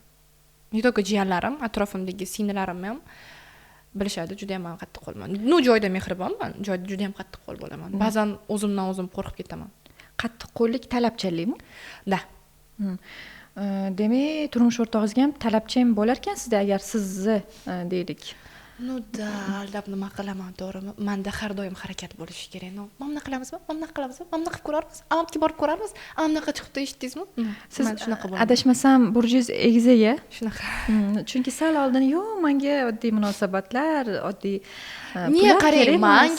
menga oddiy bola bo'lsa ham bo'ladi dedim. Lekin u oddiy bolani rivojlantirib olish, misol uchun qo'pol qilib aytsa-da, endi rivojlangan bolaga ergitayman, по-любому. No, uni yana ham qaysidir ma'noda ideyalar berib turaman-da. Endi baribir qiz bolada ko'proq ideya bo'ladi-ku, ayol kishi kreativniroq-ku. Boshida aytdim-ku, kreativniman deb.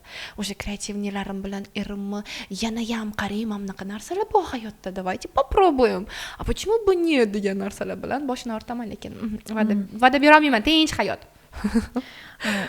Chiroyli so'z bilan aytadigan bo'lsa, ilhom beruvchi ekanlar. Да, judayam. И menda bu narsa o'xshagan.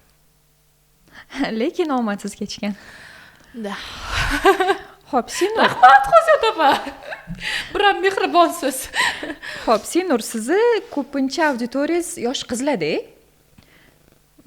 Ko'pchiligi yosh. Yo'q, yosh qizlar. jihatdan hozir sizga даже ochib beraman. Eng ko'p foiz menda 18 dan 24. Xo'p, bularning ichida turmush qurmaganlari ham bor. Turmush qurmagan qizlarga qanaqa maslahat bergan bo'lardingiz? O'zingiz turmush qurmagan bo'lsangiz ham, o'zingizcha endi aqlli fikrga ega qizman deb aytasiz-ku doim.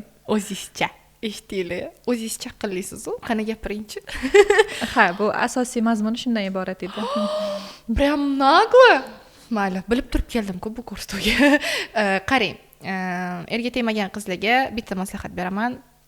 Вообще отношениyaga qiziqmanglar. Umuman kerak emas narsa. Ortiqcha vaqtingiz ketadi, ortiqcha asabiylik ketadi. Sizlarniki bo'lgan inson, sizlar ishlab yotgan bo'lsanglar ham, uxlayotgan bo'lsanglar ham sizlarni olib chiqib o'ziniki qiladi.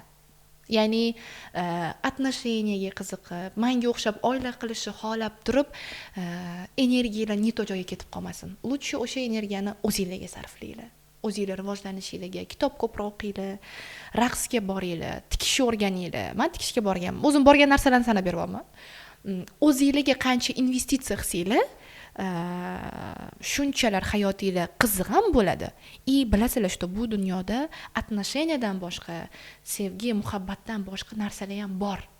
Ya'ni to'g'ri ayol kishi misol uchun oila qilishi kerak, lekin men o'ylayman ayol kishi ozgina qiz bola faqat oila emas, umuman dunyo ko'rishi, bilimlar olishi, nimadir yengilliklar qilishi, kreativniy bo'lishi ham kerak. Qila oladi buni qizlar. Просто o'sha endi bu narsa oilaga ketadi-da, mentalitetga ketib qoladi. Kichkinaligidan sen qanaqa kelin bo'lasan hali, borgan joyingda ham qaynana qilishadi-ku. U qiz tug'ilganidan miyasiga qo'yishadi, men erta kelin bo'lishim kerak degan narsani. Chunki amanda boshqacharoq tarbiya bo'lgan. Menga kichkinaligimdan onam qizlardan ham, ayol kishiga ham ko'p ish qila oladi. Ayol kishidan ham advokat, prokuror, sudyalar chiqqan, prezidentlar chiqqan. Tipa, sani qo'lingdan keladi qizim, eplaysan degan narsa bo'lgan.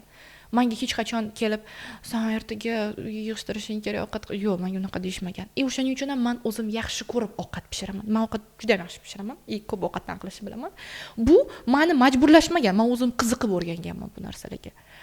O'shaning uchun qizlar asosan o'zinglarni rivojlantirish uchun rostdan aytyapman, ishoninglar. Men o'zim bosib o'tganman desam ham bo'ladi. Men juda ko'p harakat qilib ko'rganman oila o'sha семейный bo'lishiga. No o'sha paytda lutchi bitta kitob o'qisam ham menga foydaliroq bo'ladi degan momentim ham bo'lganda, no baribir men rahmat deyman. Menda shunaqa yo'l bo'lgan, sizlar shunaqa yo'l bosmanglar demoqchiman. No balkim sizlarda omadli bo'lishi mumkin. No keyinchalik afsus qilmasligingiz uchun ham hozir yashab olish kerak deb o'ylayman. Chunki atrofimdagi deyarli hozir 99.9% turmushga qurgan ayollar menga shoshma deydi. Endi bundan keyin siz qanaqa qilib qiziqishingiz yoki shoshishingiz yoki tez qaror qabul qilishingiz mumkin. Ming yaxshi variant bo'lsa ham, ming zo'r idealniy erkak bo'lsa ham to'xtaysiz, yo to'xtadingiz. Bekorga yetmayotgandir, men bittaki men bu qizlar shoshma deb deysiz. Men hozir mana shu javoblaringizdan o'zimga boshqa qiyofalaringizni ochib oldim-da. Demak, Sinur ovqat pishirishni yaxshi biladi. Albatta, men xamir yoyishlarni, somsa qilish, xonim qilishlarni ishda ko'zim yopib tashlayman. Kitob ham o'qib turadi demak. Albatta, juda ko'p kitob o'qiyman. Men kitob o'qishingizni umuman xayolimni bir uchiga keltirmagan edim. Men juda, meni даже mashinamda ham kamida 2 xil kitob turadi. O'sha biron joyga borib kutib qolsam yoki uzoq yo'lga chiqqanimizda men обязательно o'qib ketaman. ну kitob menga yoqadi o'zi kitob o'qish, rasm chizish. Men shunaqa qaro odamman o'zi. O'zimni dunyocham bor ozgina. Hozir stereotiplar haqida gapirdingiz-da. Ya'ni sanab o'tganlaringiz. Ya'ni bitta stereotip bor bizda, bilsiz. Haqiqat uchun kurashib gapiradigan erkaklar, voy, mard erkak ekan, mujik молодец deyishadi, lekin haqiqatni talab qilib kurashadigan ayollar gapirsa, bezbetroq ekan, betga chopar, jim o'tirsa bo'lmaydimi, qiz bola-ku degan narsalar bor-da.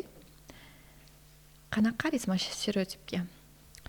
Hojatda hozir bu savolga javob bersam bor-ku, o'ylashadi, yo o'zidan yasab olgan deb o'ylashadi, yo shuna ishonishmaydi bunchalik aqlli deb. Qarang, mana bunaqa narsa-da. Shunaqa gapirayotgan erkaklar haqida gapirdingiz-ku, tipa anaqa jim o'tirsa bo'lmaydimi? Ayol kishiga qo'pol qilib aytganda, ayol kishiga haqiqatni gapirish mumkin, erkak kishiga ayol kishiga mumkin emas, erkak kishiga mumkin.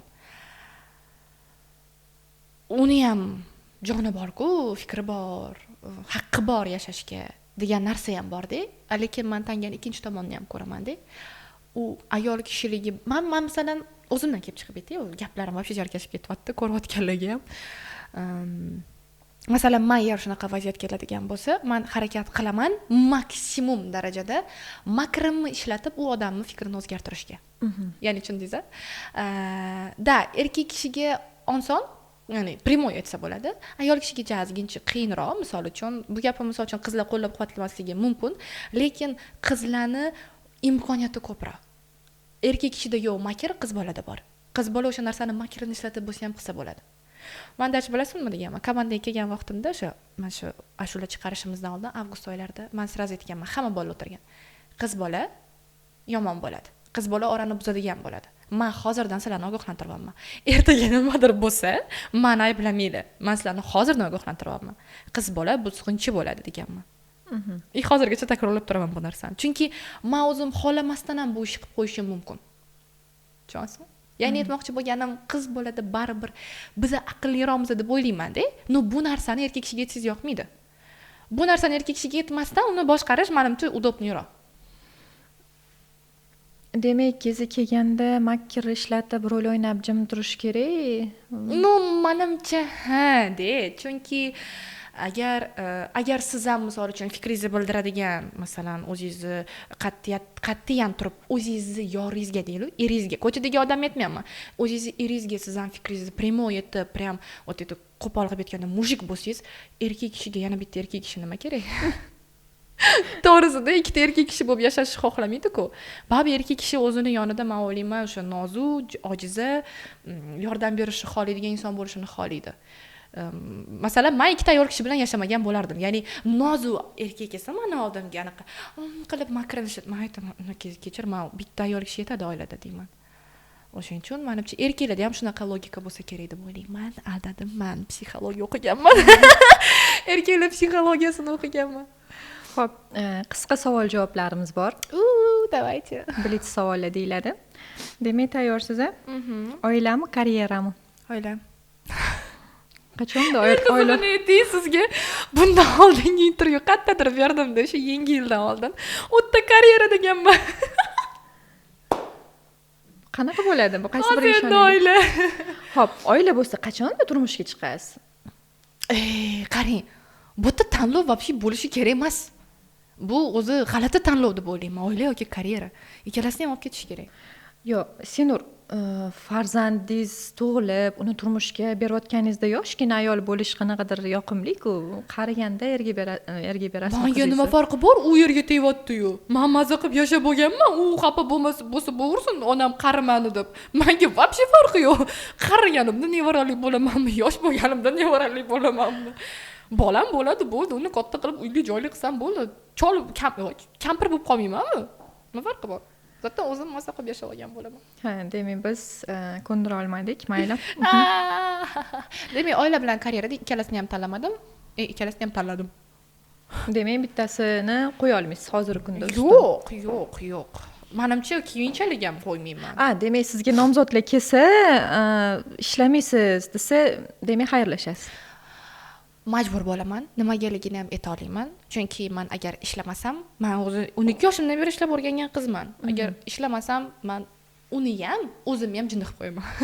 Lutchi menga hech bo'lmaganda mahallasini o'zidan ateliye ochib, meni og'zimni yopib qo'yish kerak. Pulmi, xotirjamlikmi? Bu savol o'zimni hayotimda bo'layotgan narsani tushirdingiz-ku. Xotirjamlik. Hozir yaxshigina mablag'im bor, xotirjamligim yo'q. Bunga sabab o'zimning oilam. Sevilib turmush qurishmi yoki sovchilar orqali turmushga chiqishmi? Yo'q, sevilib. Sovchi orqali yo'q. Men unaqa katta risk qiladigan qiz emasman. Meni unchalik duxim yo'q. Menda bitta yana xarakter bor. Menga uylanmoqchi bo'lgan erkak kishini men asabini chiqarib ko'rishni xohlayman, jahlini chiqarib ko'rishni xohlayman, xursand bo'lgan holatini ko'rishni xohlayman erga tegishdan oldin. Nimaga? Chunki reaksiyasini bilishim kerak-da. Erga teg bo'lganimdan keyin jahli chiqqanini ko'rib qo'rqib ketsam-chi, menga yoqmasa-chi, men butun umr keyin unga rozi bo'lib yashashimga to'g'ri keladi. Ya'ni men o'zimni xafa qilib, u komfort uchun yashashimga to'g'ri keladi. Lutchi men oldindan bilganim yaxshi deb o'ylayman. Intizommi, ilhommi? Voy, menda har doim o'ynaydi shu narsa. Men bir qarasangiz tozaligi jinni bo'lib qolaman o'shanaqa rejim, tak здоровый hayot, a bir qarasangiz ilhom, ijodkor shunaqa bo'ladi, tinch qo'yinglar deydigan bo'lib qolaman. Buni определить qila olmayman. Mashhurlikmi, xotirjam hayotmi? Hozir o'zim mashhurlikni tanlaganman, lekin xotirjam hayotim yo'q. Tasavvur qilamiz, turmushga chiqdingiz, hamma narsangiz, ya'ni ehtiyojlaringiz qondirilgan, farzandlaringiz bor. Endi bo'ldi, to'xta, sevinch, mashhurlikdan voz kechishga o'zimizni shirin hayotimiz bo'lsin desa turmush o'rtog'ingiz. Hozirgi miyangiz bilan javob bering. Qanaqa javob berasiz? Ko'p marta ha deganman. Ya'ni 2 marta. Shu gapga 2 marta xo'p deganman. Lekin 2 marta ham xato qilganman. Menimcha 3-chi marta ham xato bo'ladi u narsa deb o'ylayman. O'zim xohlab yig'ishtirmagunimgacha menga hech kim gapirish kerak emas bu temani. Vaqti keladi, может, o'zim yig'ishtirarman, o'zim aytarman. Kerak emas menga bu narsa. Men tinch yashashni xohlayapman. Balkim o'zim tanlab qolarman rostdan. Balkim o'zim charchirman Instagramdan. O'zim aytarman, всё. Короче, adasma, qarang, yig'ishtiraman shu Instagramni deyishim mumkin. Buni o'zim xohlashim kerak. Agar menga kimdir aytsa, keyinchalik afsus qilib qolishim mumkin-da. Keyin uni ayblab qo'yishdan qo'rqaman. Lutchi qaror qabul qilishdan oldin ko'proq o'ylayman. Ochiqdan ochiq maqtovlarmi yoki pinhona hurmat qilinish? Ochiqdan ochiq maqtovlar. Men hech qachon tushunmayman, tipa kimnidir sindirsang, u zo'r bo'lib ketadi. Bo'lmagan gap. Qatta meni sindirishmoqchi bo'lgan bo'lishsa, men o'shdan ketganman. Mendan zo'rrog'ini topinglar deganman. Qatta meni maqtashsa, men o'tda yana ham uchganman. Men o'zim ham shunaqa qilaman. Men joy kelsa shunaqa maqtayman. Maqtashga arzimaydigan bo'lsa, maqtamayman. Sevinch oxirgi marta nimadan afsuslandi yoki kimlardan? Kimlarni yaqin olganidan oxirgi marta? Bu lichniy-da juda ham ochish o'ylayapman, ochaymikan, ochmaymikan bu temani deb.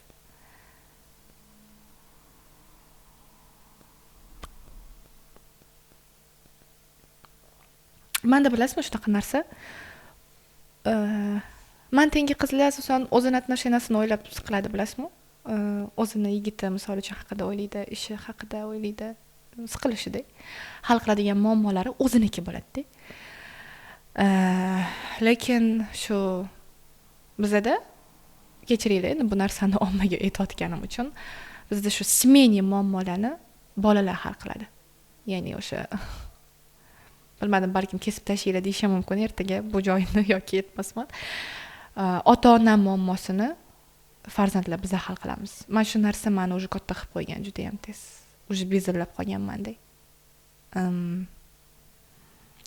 Hozir aytgan narsangiz, ba'zi shu oxirgi kunlar odamni qaytib keling deb qaytarganim xatoyim deb o'ylayman. O'ylab qoldim.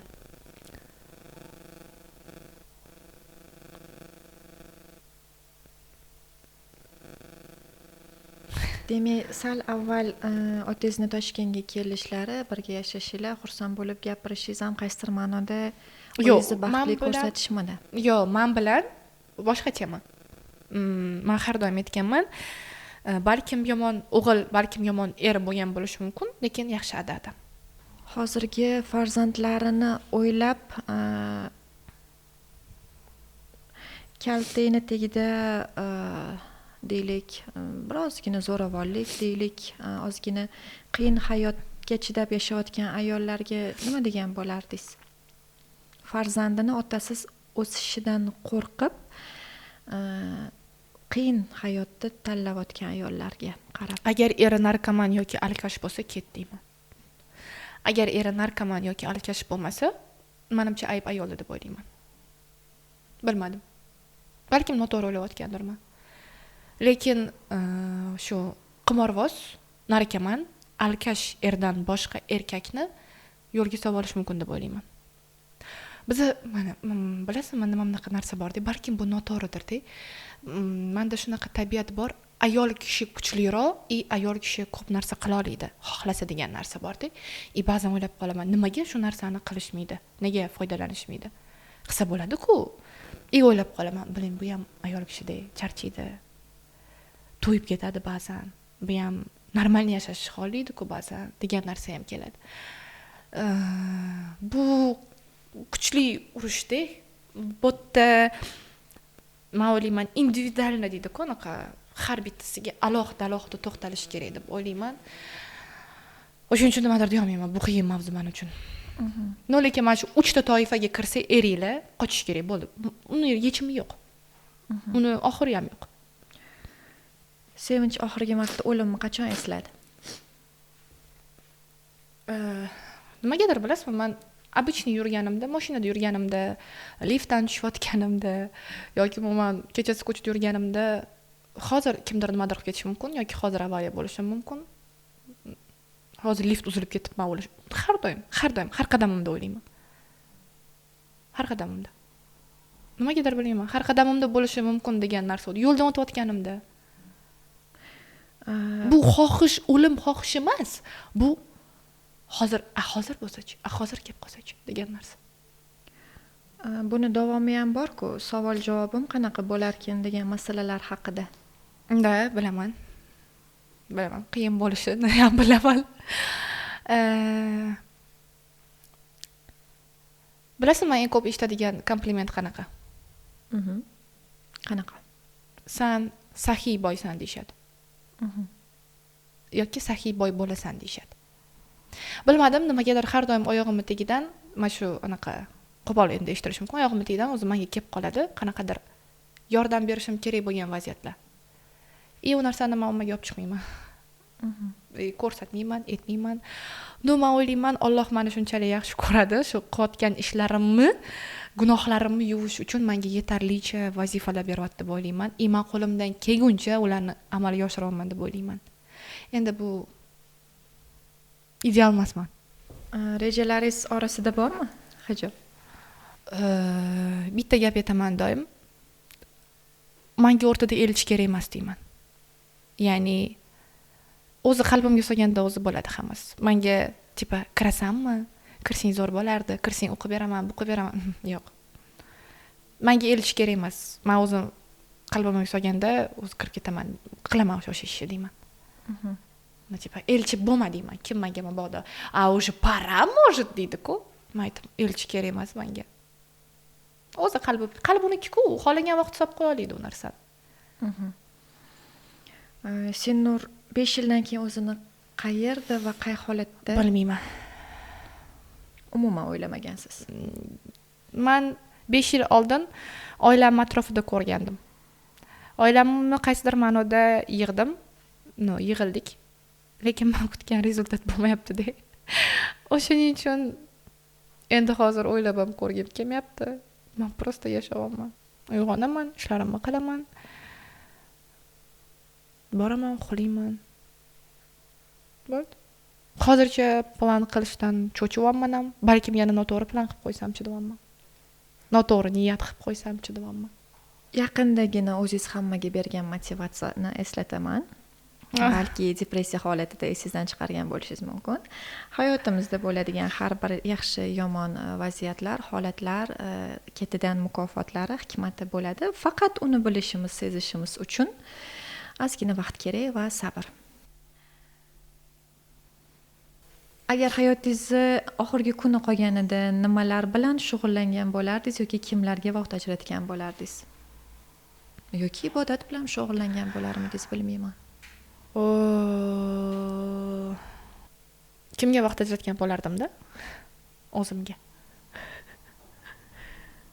O'zimga vaqt ajratgan bo'lardim.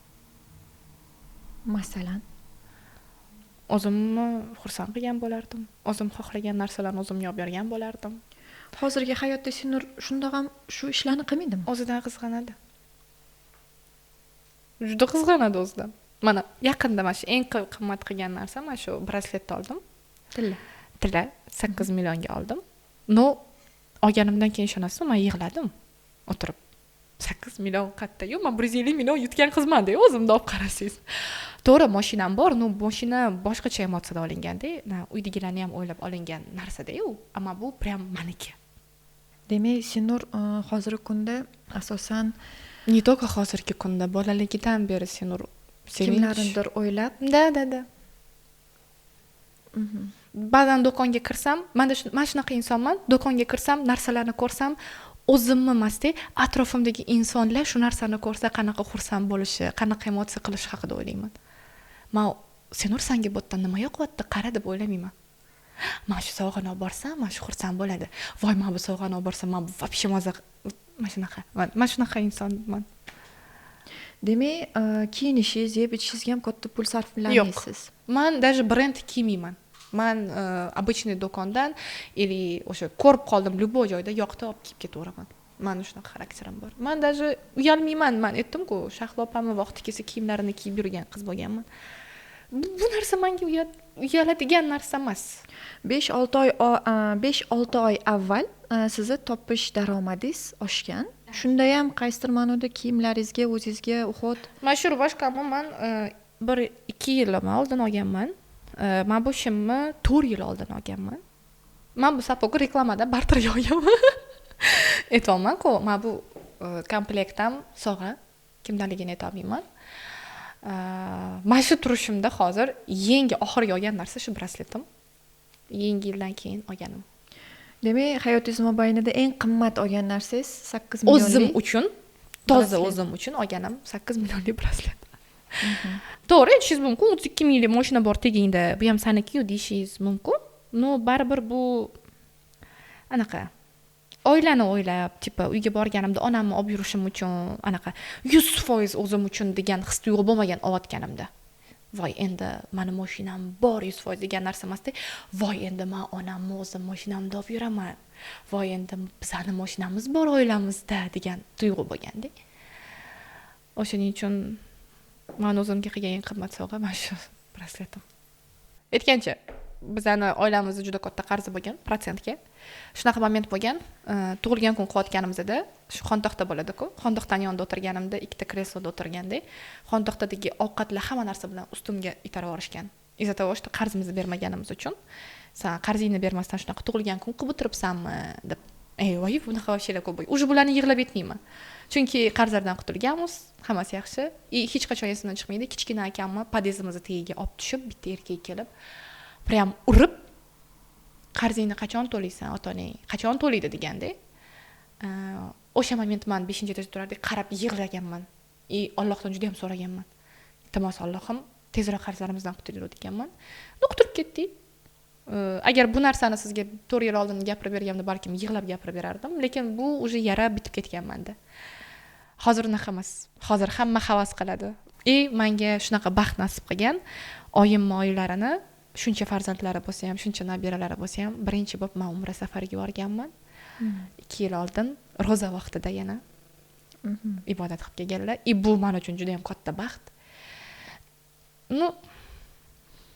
Mashina oldim, yaqinda uy olaman. Demak, Senur hozirgi kunda faxrlanadigan narsalari ko'p. Juda ham ko'p. Qarzdorlik masalalari bu ota bilan bog'liq bo'lganmi yo akalaringiz? Oila. Men ajratmayman, otam, onam akam yo'q, oila bizaniki bo'lgan. Bizga shunaqa tarbiya berishgan. Общий проблема. O'shuning uchun ham hozir komandada kimdadir muammo bo'lsa, men harakat qilaman общий uni hal qilishga. Men so'rayman, nima muammo, nimaga kayfiyatingiz yo'q aka? Nima bo'lyapti? Gapiring. Что hal qilamiz uni. Men chunki shunaqa muhitda katta bo'lganman. Biza kichkina bo'lsa ham bizdan fikr so'rargan. Shunaqa vaziyatni nima deb o'ylaysan, nima deb deya olmaysan degan narsalar bo'lgan, tushunasizmi? Kichkina bolaga ham kattalar bilan munosabatda gaplashishgan. Yoshingiz 23. 23 yoshli hozirda mashhurlik olamida suzib yurgan Senurni qaysidir ma'noda qiyofasini ochishga harakat qildik. Shaxsan men qaysidir ma'noda o'zim uchun kerakli ma'lumotlarni oldim shaxsiyatlari haqida va menimcha sizlar ham oldinglar degan umiddamiz. Suhbat davomida bo'lgan qo'polliklardan Senur auditoriyasi mendan xafa bo'lmasliklarini so'raymiz. Chunki bu narsalar kerak. Va sizlar navbatdagi mehmon kim bo'lishini xohlardinglar va Senurni sizlar qaysi tarafini bugun ko'ra oldinglar? Xo'sh, opa, men intervyuni tugatdik-ku hozir. Men atrofimdagilardan, uydagilarimdan, hammadan uzr so'rab qo'ymoqchiman. Mabodo qattiq gapirib qo'ygan bo'lsam, yomon, noto'g'ri gapirib qo'ygan bo'lsam, ko'ngilligini ortib qo'ygan bo'lsam, uzr, kechiringlar. Bularning hammasi haqiqat. Balki afsus qilarman ertaga bu intervyu chiqqandan keyin. Nimaga gapirdim men bitta deyishim mumkin. Bularning hammasi haqiqat. Baba aytishim kerak edi. O'ylamanglar, Senur nimanidir kimnidir yoqib oldi bu intervyuda. Yo'q, men shunaqa har xilman. Mani bitta konkretniy qobig'im yo'q. Men har xilman. Men joyi kelsa jinniman, joyi kelsa aqlliman, joyi kelsa tupoy, joyi kelsa qo'rqinchli. Joyi kelsa men vahshiyman. Joyi kelsa men bag'ri toshman. Menga bu gap o'zim onam aytgan. Sen bag'ri toshsan degan. Joyi kelsa juda ham mehribonman. Joyi kelsa ko'chadagi mushukni o'layotganini ko'rib yig'layman. Joyi kelsa kimdir yonimda mashina urib ketsa, joy jannatdan bo'lsin deb prosta o'tib ketaman. Menimcha hamma shunaqa. Prosta bu narsani kimdirlar tan oladi, kimdirlar tan olmaydi. Men har xilman. Xuddi shunaqa asosiy podkastni maqsadi ham shu. Ya'ni insonlar o'zini asliyatini ko'rsatsin. Qo'rqmanglar. O'zingizlar bo'linglar. Ishoninglar. Misol uchun men aytaman, komandaga kirayotganimda ham ogohlantirganman. Qiz bola yomon bo'ladi. Bizg'inchi bo'ladi. Agar ertaga mabodo komanda buzilib ketsa, men ularga aytaman, "Maslaga aytuvmidim, deyman. Ba'zan bilasizmi nima qilaman? To'g'miya deydi bolalar. Men aytaman, "Da, to'g'miyaman" deyman. "Da, men to'poy bo'laman ba'zan" deyman. "Da, men ojizaman" deyman. Ayol kishiman, qiz bola, любой narsa bo'lishi. Qiz bola nima kutyapsizlar mendan deyman. Nimadir gapirib qo'yaman deb, o'xshamaydi-ku. Ko'rishsa, endi qiz bolaman-ku, men любой gap gapirishim mumkin. Keyin gapirib qaytsam, gapingdan qaytyapsan, "Men qiz bolaman-ga mumkin". Ko'ryapsizmi? Mana bu hayotda osonlashtirishi, mana bitta yo'lini aytaman. Agar mabodo meni endi ozgincha bo'lsa ham hurmat qilib eshitishsa, tan olishni o'rganinglar, hayot ancha yengillashadi. Tan olish kerak-da, hamma yomonman. O'sha yengillashadi yashashingiz, chunki siz o'zingiz bilasiz yomonligingizni. Hamma yaxshiman yoki juda men mehribonman, hamma qo'rqoqman deng. O'sha gapni aytganingizni o'zi sizni o'stiradi-da. O'sha qobiqdan chiqaradi sizni. Men yomonman deganingizni o'zi sizni yaxshi qiladi. Yomonligingizni tan olganingiz. Sen yomonsan desa, "Yo'q" deb turursiz, qaysar deydi. Ha, qaysarman deng, o'sha qaysar ko'rinmaysiz odamning ko'ziga. Zo'r gap bo'ldi. Tan olish kerak. Tan olsangiz, hayotingiz o'zidan o'zi osonlashib ketib qoladi. Men eng ko'p xodimlarimga aytadigan narsada ishga qabul qilayotganimda, hamma xato qiladi. Hamma xato qiladi. Faqat xatoni qabul qilib, tan olib, o'zgarishga tayyor bo'lsang yaxshi. Lekin yo'q, men xato qilmadim, yo'q, men xato qilmayman desang, o'zingni o'sha jarlikka olib borayotganing o'sha nuqtasi shu bo'ladi deb aytaman. Bu zo'r narsa aytdingiz. Любой odam g'ashiga tegadi tan olmaslik. Kimdir tan olmasdan turib olsa, misol uchun siz menga aytyapsiz, "Men bu qora" deyapsiz-da. Ammo sizga "Yo'q, bu seriy" deyapman. Chunki seriy cheti bor-ku, misol uchun. Aytasiz, "Ko'rmisan, tupoymisan" deysiz. Balkim tupoy bo'lsam kerak, lekin menga seriy ham ko'rmayotsangiz, siz yaxshilab qaraysiz, chetida seriy bor ekan deyishingiz mumkin. Tushundingizmi? Men tan olganimdan keyin siz ham bosilasizda. Yondashuv o'zgaradi o'sha. Ko'z qarash o'zgaradi o'sha. balkim o'shaning uchun ham men bolalar bilan zo'r chiqishib ketarman. Masalan, men qizlarga primo shu gapni aytsam yoki qizlar noto'g'ri ish qilsa, noto'g'ri ish qilsam, "Mabda bunaqa qilma, jindiroqmisan?" desam, ularga tegmaydi, chunki qizlarga bilasizku qanaqa yoqadi. "Voy o'lsin, dasan to'g'ri qilgansan." Qachon bo'lsa ham qizlarni qo'llab-quvvat. Men unaqa qila olmayman. Men haqiqatni gapirib qo'yaman-da. O'zing mabda qo'pol qilib aytgan bo'lsa ham biqib qo'yibsan, shunaqa bo'pti. Qilma shunaqa deyman. Ne qilyapsan deyman. "Yo, sen tushunmayapsan. Yo, sen meni tushunmayapsan. Sen shu yerda xato qilding" deyman. Bu narsa hech qaysi qizga yoqmaydi, qabul qila olmaydi. Chunki vaqtida men ham qabul qilmaganman bu narsani. Vaqtida men ham tan olmaganman. Tan olmay yashaganman ko'p narsalarni. Keyin men tan olganman. Hamma shunaqaman. Hamma shunaqa. Uje meni hayotim yengil, men atrofimdagilarda ana menda aybdorlik hissi ham yo'q-da. Shunaqaligim uchun. Chunki men tan olganman-ku. Men ogohlantirganman-ku. Sizdan atrofdagilar ham xafa bo'lmaydi. Da, chunki bu o'zi shunaqa. Hayot o'zi avtomatik yengillashadi. Hayotingizda kimlarnidir deb o'zligingizdan yoki g'ururingizdan voz kechgan paytlaringiz bo'lganmi? Bo'lgan. Oqlashdimi? Yo'q. Boqlashmaganidan ham xafa bo'lmayman. Menga dars bo'lgan, rahmat deyman. Menimcha inson doim o'ziga sodiq qolishi kerak. To'g'ri. O'ziga sodiq. Mana o'sha gap. Odamning eng katta dushmani o'zi. Eng sodiq o'ziga bo'lish kerak. O'zi bilan o'zi chestni bo'lish kerak. O'zi bilan o'zi ochiqchasiga gaplashish kerak. Men hayot oson deyman-da. Bizani o'zimizni murakkablashtirib yoramiz. Yana bitta zo'r gap bor. Kim aytganini aytmayman. Baxtga borilmaydi. Baxt his qilinadi. Ya'ni bu degani ertalab turganingiz o'zi ham baxt-da. Qanaqa notinch davlatlar bor misol uchun. Qanaqa ertalab uyg'onmaydigan nechta odam bo'ladi. Yoki siz obed to'yib ovqatlanishingiz ham baxt-da. Faqat uni his qilish bor. Baxtga hech qachon yetib bora olmaymiz. Chunki nafs o'lsin, bu nafs deydi-ku. Odamning nafsi to'ymaydi. Qiyin to'yish. Shukronalik, borini qadrlash, menimcha baxtning asosi bo'lsa kerak. His qilish kerak. Prosta momentni his qilish kerak. Men o'shaning uchun mana ketayotganimda siqilib qolsam bitta orqaga qarayman-da, oldingi hayotni ko'raman-da, qanaqa yashagan aytdim, men zo'r yashayapman. Xudoga shukr. Men vashsha baxtli yashayapman. Hozirgi kunidan norozi bo'lib, qanaqadir muammolar ishlab chiqarayotgan qizlarga hozirgi gapimiz boriga. Sizlar juda ham baxtlisizlar. Birinchi o'rinda bilinglar, что sizlarni misol uchun ota-onanglar yoningizda bo'lishi mumkin yoki sizlar ertalab issiq uyingizda uyg'onishingiz mumkin. Bu ham bo'lmaganda sizlarni oyoq qo'linglar butun-ku, miyanglar sog'lom-ku, jinni bo'lib yashayotganlar qancha, o'zini anglamasdan, nima qilayotganini, nima deyotganini bilmasdan yashayotganlar qancha. Shunaqa mastliginglarni o'zi baxt-ku. Alloh o'zi mana bu farosat berganini o'zi baxt-ku, bunday olib qarasa. O'sha narsani his qilishni o'rganishingiz kerak. Sizlarni yaxshi ko'raman.